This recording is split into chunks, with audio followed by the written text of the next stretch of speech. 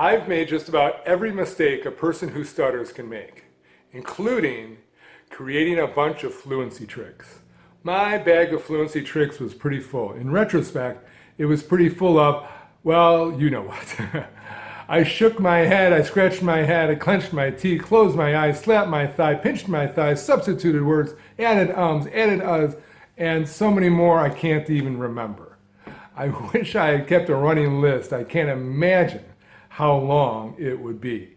Every one of those worked at least once or twice. Some even worked for a day or a week. But ultimately, they all failed. And what was I left with? A bad habit that took a lifetime to break. When I began to work through my speech, these were some of the most difficult things to eradicate from my 50 years of stuttering.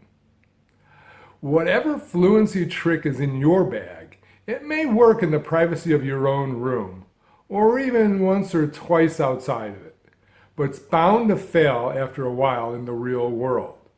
Short-term fixes are dangerous because eventually they'll fail, and then all you've done is add another bad habit to your stuttering. Fluency tricks ultimately fail because you don't use them all the time, only when you think you need them. And when do you need them? When you think you're going to stutter. Well, can anyone under the extreme duress of stuttering possibly pull out a trick and be successful? I can tell you, I never could. I remember when I stuttered heavily, my mind was always racing, trying to figure out how I would get through this word, that sound, the next sentence. The racing was compounded by my efforts to decide which trick to pull out of my bag. How could I possibly speak effectively with my mind working in overdrive, anticipating what would trip me up and how I would counter it? It was insanity. Make speaking easier for yourself. Ditch the tricks.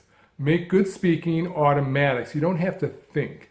For me, that was simply mimicking great speakers and simplifying how they speak into 3 parts: breathe, emphasize, phrase.